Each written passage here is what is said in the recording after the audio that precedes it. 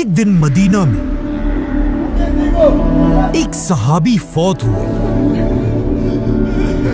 और रसूलुल्लाह सल्लल्लाहु अलैहि वसल्लम बाकी सहाबा के साथ इस सहाबी का जनाजा लेकर कब्रिस्तान की तरफ जा रहे थे।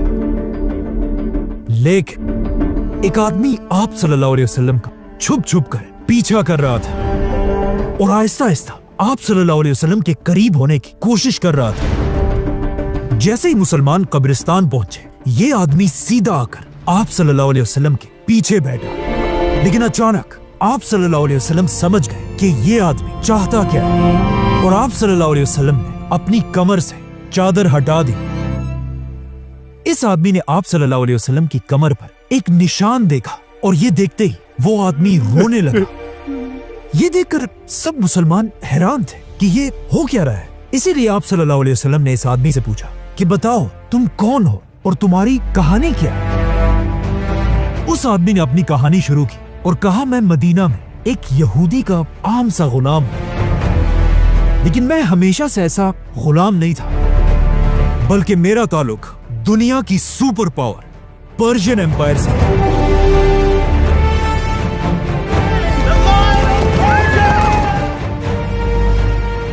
जहां मेरा बाप एक बहुत बड़ा सरदार था। ये आदमी आगे जाकर एक बहुत बड़ा सहाबी बना और इनका नाम था सलमान फारसी।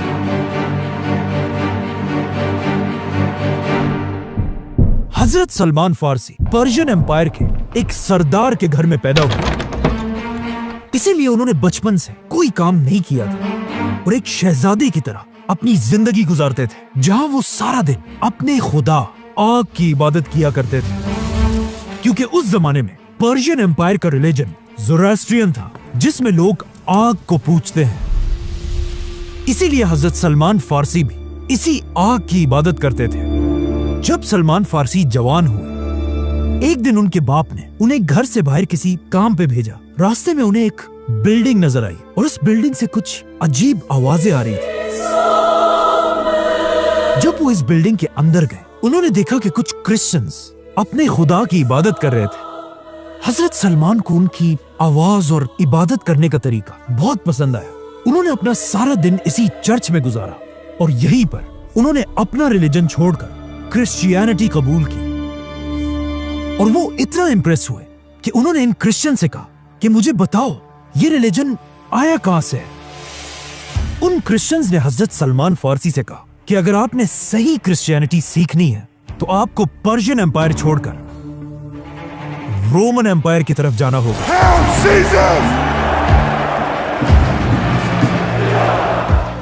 जैसे ही सलमान फारसी वापस अपने घर गए और ये सब उन्होंने अपने बाप को बताया, हजरत सलमान फारसी के बाप को इतना गुस्सा आया कि उसने इन्हें अपने ही घर में जंजीरों से बांध दिया।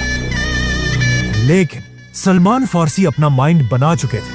उन्होंने किसी तरह इन जंजीरों से अपने आप को छुड़ाया और अपने घर से भागकर पर्शियन एम्पायर को छोड़कर रोमन एम्पायर की तरफ चले गए और वहां पहुंचते ही सबसे बड़े क्रिश्चियन आलिम के स्टूडेंट बने। लेकिन कुछ ही अरसे बाद उन्हें समझ आ गई कि ये आलिम एक करप्ट आलिम है, जो दीन के नाम पर लोगों से चंदे जमा करता है और इन चंदों से अपने खजाने भरता है।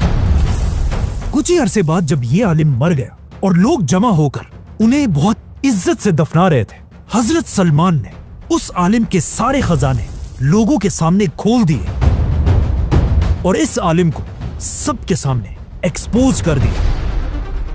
ये देखकर लोगों ने उस आलिम को दफनाने के बजाय एक खंबे पर लटका दिया और उसे पत्थरों से मारने लगे। इस करप्ट आलिम की जगह अब एक नया स्कॉलर आया, जिसके बारे में हजरत सलमान फारसी कहते हैं कि वो वाकई में एक बहुत ही नेक स्कॉलर था। लेकिन जब बहुत अरसे बाद ये आलिम भी अपने डेथ बेड पर था, हजरत सलमान फारसी उनके पास गए और उनसे कहा, मुझे एक ऐसे आलिम के बारे में बताएं जो आपकी तरह एक नेक आदमी है। हजरत सलमान के टीचर ने उन्हें इराक में एक बहुत बड़े आलिम का बताया, जिसके बाद वो सीधा शाम को छोड़कर इराक की तरफ रवाना हुए और उस नए आलिम के साथ रहने लगे। जैसे ये आलिम भी मरने के करीब हुए, हजरत सलमान ने उनसे भी सेम क्वेश्चन पूछा और उन्होंने हजरत सलमान को तुर्की में एक और आलिम की तरफ रवाना किया। तो अब हजरत सलमान तुर्की में रहने लगे और जब ये स्कॉलर भी मरने के करीब पहुंचा, उन्होंने हजरत सलमान को तुर्की में एक और आलिम की तरफ रवाना किया। एंड ऑफ कोर्स कुछ अरसे बाद जब ये आलिम भी मरने लगा तो हजरत सलमान ने फिर इस आलिम से भी पूछा कि मुझे किसी बड़े आलिम की तरफ भेजें, लेकिन इस आलिम ने उन्हें कहा कि नहीं, मेरे बाद अब पूरी दुनिया में हमारे रिलीजन का कोई भी बड़ा आलिम नहीं रहा, क्योंकि हजरत सलमान के ये टीचर्स नेस्टोरियन क्रिश्चियंस थे, जो उस जमाने के बाकी क्रिश्चियंस से बिल्कुल डिफरेंट थे, क्योंकि दुनिया के बाकी सारे क्रिश्चियंस ईसा अलैहिस्सलाम को अपना खुदा मानते थे, लेकिन ये क्रिश्चियंस उन्हें सिर्फ एक इंसान समझते थे। बाकी सारे क्रिश्चियंस मरियम अलैहिस्सलाम को मदर ऑफ गॉड कहते थे, मतलब खुदा की माँ, लेकिन नेस्टोरियन क्रिश्चियंस मरियम अलैहिस्सलाम को सिर्फ जीसस, एक इंसान की माँ समझते थे, जो बिल्कुल मुसलमानों के बिलीफ के साथ मिलता जुलता है। इसीलिए उस स्कॉलर ने हजरत सलमान से कहा कि अब बाकी सारे क्रिश्चियंस को छोड़ो, क्योंकि वक्त आ चुका है दुनिया में एक नए पैगंबर के आने का, और मैं तुम्हें उस पैगंबर की निशानियां बताता हूं। वो पैगंबर इब्राहिम अलैहिस्सलाम के रिलीजन पर होगा और वो अरब की जमीन पर पैदा होंगे। वो एक ऐसी जगह की तरफ हिजरत करेंगे जहां बहुत सारे खजूर के दरख्त होंगे, और ये इलाका 2 वोल्केनिक पहाड़ों के दरमियान होगा। वो पैगंबर कभी भी किसी से चैरिटी नहीं लेंगे, लेकिन अगर कोई उन्हें गिफ्ट दे उसे वो एक्सेप्ट करेंगे, और उनकी पीठ पर नबूवत का एक यूनिक निशान होगा। और ये सब कहने के बाद वो स्कॉलर फौत हो गया। लेकिन ये निशानियां सुनते ही हजरत सलमान ने अपना सारा सामान बांध दिया और किसी तरह तुर्की से अरब जाने की प्लानिंग करने लगे। आखिर उन्हें दूर से एक अरब काफिला नजर आया। हजरत सलमान ने इन काफिले वालों से कहा कि अगर तुम लोग मुझे अरब तक ले जाओ तो मैं इसके बदले में तुम्हें अपनी बकरियां और गाय दे दूंगा। उन्होंने कहा ठीक है, और इस तरह हजरत सलमान फारसी दुनिया के आखिरी पैगंबर की तलाश में अरब की तरफ रवाना हुए। लेकिन जैसे ये काफिला अरब की जमीन पर पहुंचा, इस काफिले के धोखेबाज लोगों ने हजरत सलमान फारसी को पकड़कर उन्हें बाजार में एक गुलाम की तरह बेच दिया। सलमान फारसी को खरीदने वाला एक यहूदी आदमी था, जो उन्हें खरीदकर सीधा अपने घर लेकर आया, और हजरत सलमान फारसी के सारे प्लान्स टूट गए। लेकिन आहिस्ता आहिस्ता जब सलमान फारसी इस नए शहर में घूम रहे थे, वो ये देखकर हैरान रह गए, क्योंकि इस शहर में बहुत सारे खजूर के दरख्त थे और ये शहर 2 वोल्केनिक पहाड़ों के दरमियान में था, और इस शहर का नाम था मदीना। इसीलिए सलमान फारसी मदीना के हर कोने में जाकर उस पैगंबर को ढूंढने लगे। लेकिन मसला यह था कि यहां कोई भी पैगंबर नहीं था। तो अब सलमान फारसी अपने यहूदी मालिक के घर में उस पैगंबर का इंतजार करने लगे, और अचानक एक दिन हजरत सलमान फारसी जब उस यहूदी के बाग में एक दरख्त पर चढ़े हुए थे और नीचे उनका मालिक खड़ा था, अचानक उनके मालिक का एक दोस्त बहुत गुस्से में आया और उस यहूदी से कहने लगा कि मदीना के लोग तो पागल हो गए, ये एक ऐसे आदमी के पीछे जा रहे हैं जो अपने आप को एक पैगंबर कहता है, बल्कि वो आज ही मक्का से मदीना पहुंचा। अब ये बात सुनकर सलमान फारसी रज़ियल्लाहु अन्हु खुद कहते हैं कि जब मैंने दरख्त के ऊपर ये सब कुछ सुना तो मेरी हालत ऐसी हो गई कि मुझे डर लगा कहीं मैं बेहोश होकर अपने इस मालिक के सर पर ही ना गिर जाऊं। लेकिन उन्होंने अपने आप को कंट्रोल किया और दरख्त से जल्दी जल्दी नीचे उतरकर उस आदमी के पास गए और कहा कि ये तुम क्या कह रहे हो।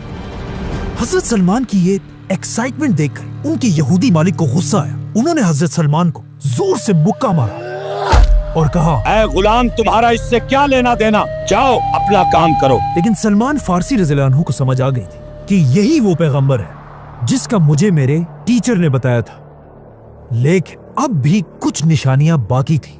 इसीलिए इसके कुछ ही दिनों बाद हजरत सलमान छुट्टी लेकर आप सल्लल्लाहु अलैहि वसल्लम के पास गए और आप सल्लल्लाहु अलैहि वसल्लम को देखकर कहा कि मैंने सुना है आप बहुत ही एक नेक आदमी है और आपके साथ बहुत सारे गरीब लोग भी हैं, तो मैं आप सबके लिए ये चैरिटी सदका लेकर आया हूं। ये देखकर आप सल्लल्लाहु अलैहि वसल्लम ने सहाबा से कहा कि तुम ये खा लो, और खुद सलमान फारसी के सदके के खाने से कुछ नहीं खाया।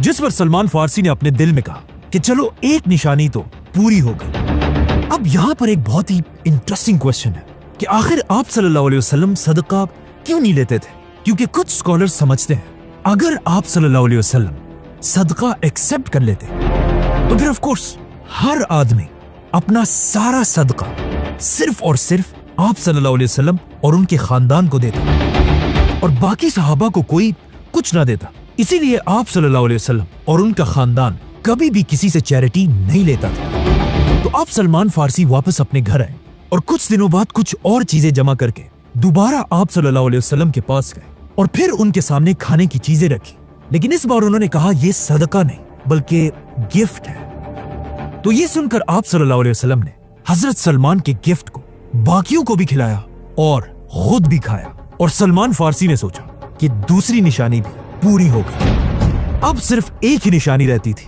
आप सल्लल्लाहु अलैहि वसल्लम की पीठ पर नबूवत का निशान।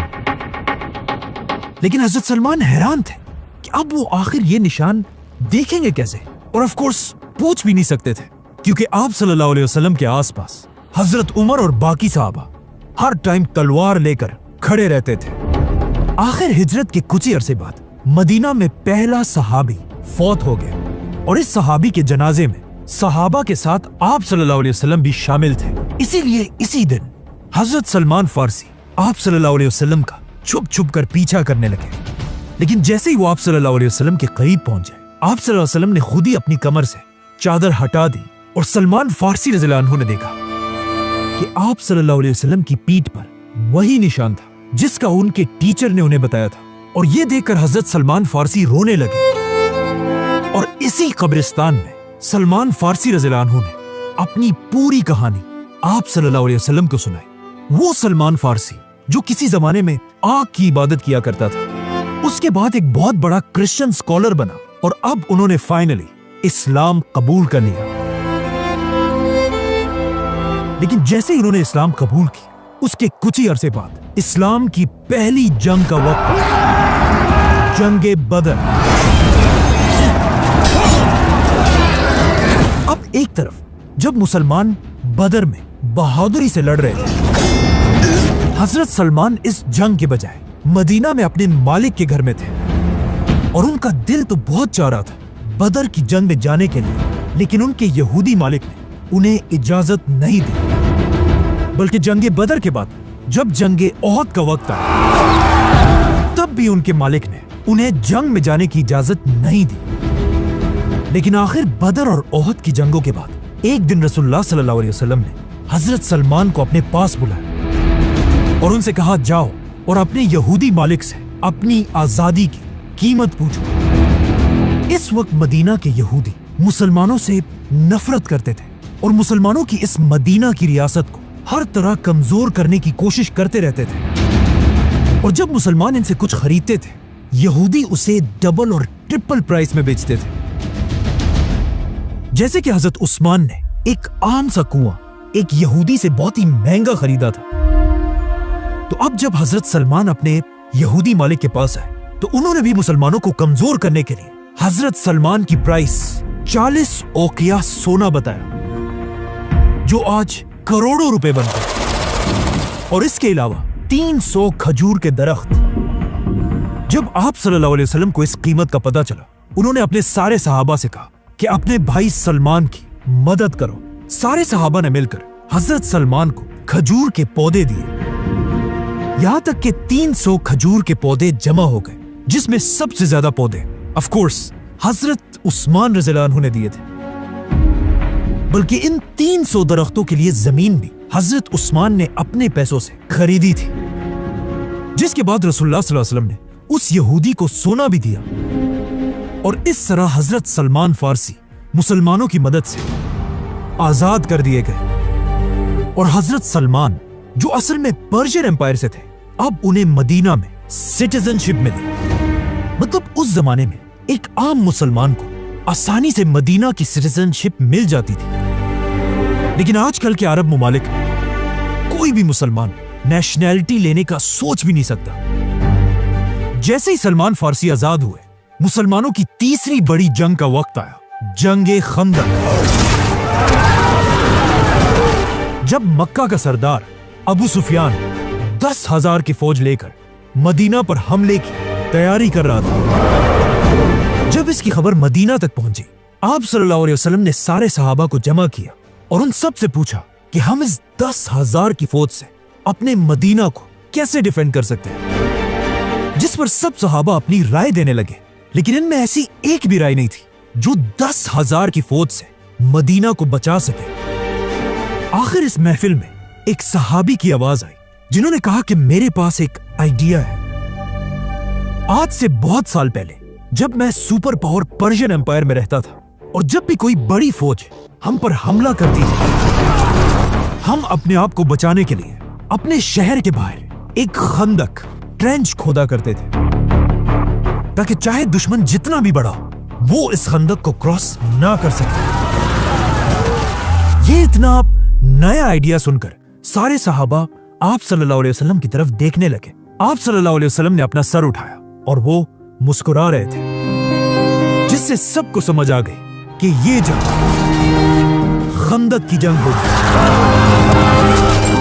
मदीना के मुसलमान हजरत सलमान के इस आइडिया से इतना इंप्रेस हुए, जिस पर मदीना के अंसार कहने लगे, सलमान हमारे ग्रुप से है, क्योंकि वो हिजरत से पहले मदीना में रहा करते थे।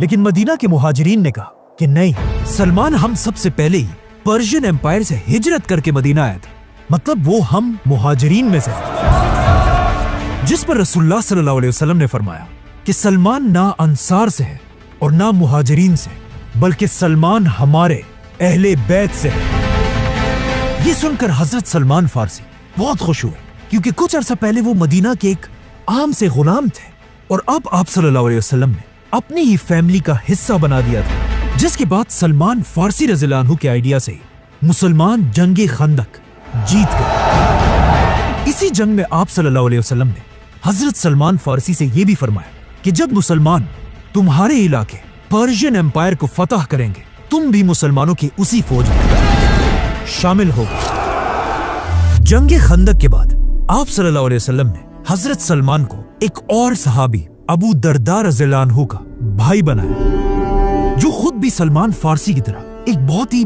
नेक सहाबी थे, जो घर के बजाय अपना ज्यादा वक्त मस्जिद और इबादत में गुजारते थे। जिसकी वजह से एक दिन हजरत अबू दरदा की बीवी ने हजरत सलमान से उनकी शिकायत की कि अबू दरदा मुझे और घर को बहुत ही कम टाइम देते हैं और हर दिन रोजे और इबादत में गुजारते हैं। इसीलिए अगले दिन जब हजरत अबू दरदा अपने घर आए और जब खाने का वक्त हुआ, हजरत अबू दरदा ने खाना नहीं खाया और कहा मेरा रोजा है। लेकिन सलमान फारसी रज़ियल्लाहु अन्हु ने उनसे कहा कि अपना रोजा तोड़ो और खाना खाओ। हजरत सलमान की बात पर मजबूरन अबू दरदा ने खाना खा लिया और अपना रोजा तोड़ दिया। जिसके बाद जैसी रात हुई और जब सब सोने लगे, हजरत अबू दरदा उठे और इबादत करने लगे। जिस पर हजरत सलमान ने उन्हें दोबारा रोका कि बस करो, अब सो जाओ, तुम पर अल्लाह का हक तो है, लेकिन तुम्हारे जिस्म और तुम्हारी बीवी का भी तुम पर पूरा हक है। अगले दिन अबू दरदा सीधा रसूलुल्लाह सल्लल्लाहु अलैहि वसल्लम के पास गए और उनको ये सारी कहानी सुनाई कि कैसे उन्हें सलमान फारसी ने नमाज और रोजे से रोका है।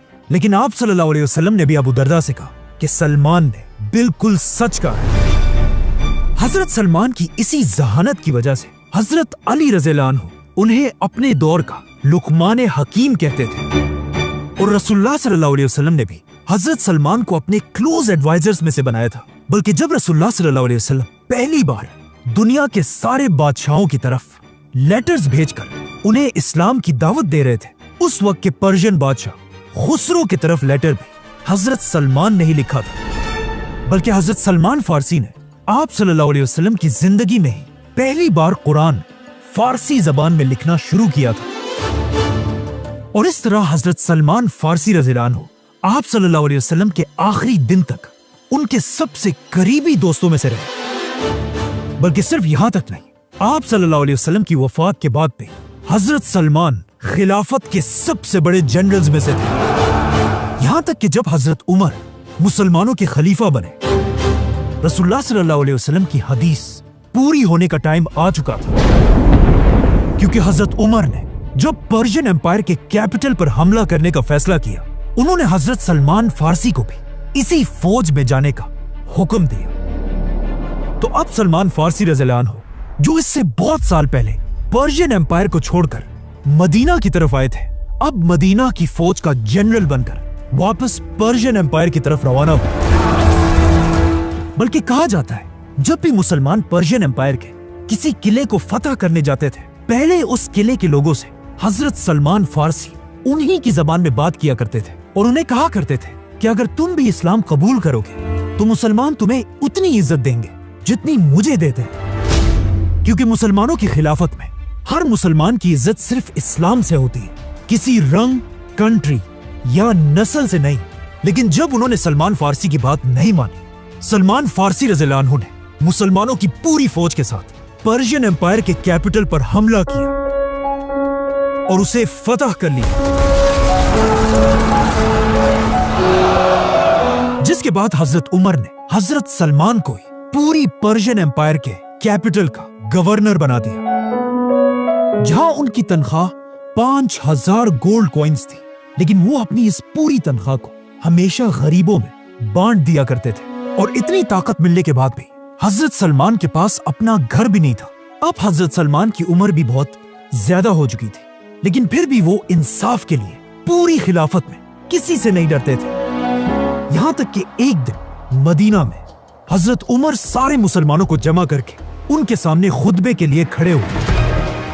लेकिन जैसे ही उन्होंने अपना खुतबा शुरू किया, हजरत सलमान फारसी ने उन्हें आवाज दी और कहा, ए उमर, हम तब तक तुम्हारी बात नहीं सुनेंगे जब तक आप हमें ये ना बताएं कि आपने जो ये नया कुर्ता पहना है, इसके पैसे आपके पास कहां से आए, क्योंकि माले गनीमत में हम सबको एक एक कपड़ा मिला था, जिससे एक आम आदमी तो अपने लिए कपड़े बना सकता था। लेकिन हजरत उमर की हाइट 6.5 फुट से भी ज्यादा थी। उनके कुर्ते के लिए एक कपड़ा नहीं बल्कि 2 कपड़े लगने थे। हजरत सलमान की ये बात सुनकर खलीफा उमर रज़ियल्लाहु अन्हु को बिल्कुल गुस्सा नहीं आया, बल्कि उन्होंने अपने बेटे की तरफ इशारा किया और उनके बेटे ने वहां सबसे कहा कि मैंने अपने हिस्से का कपड़ा अपने वालिद उमर को गिफ्ट किया था, जिससे उन्होंने अपने लिए कपड़े बनाए। जिस पर हजरत सलमान फारसी ने खलीफा उमर से कहा कि अब आप अपना खुतबा शुरू करें और हम आपकी हर बात सुनेंगे।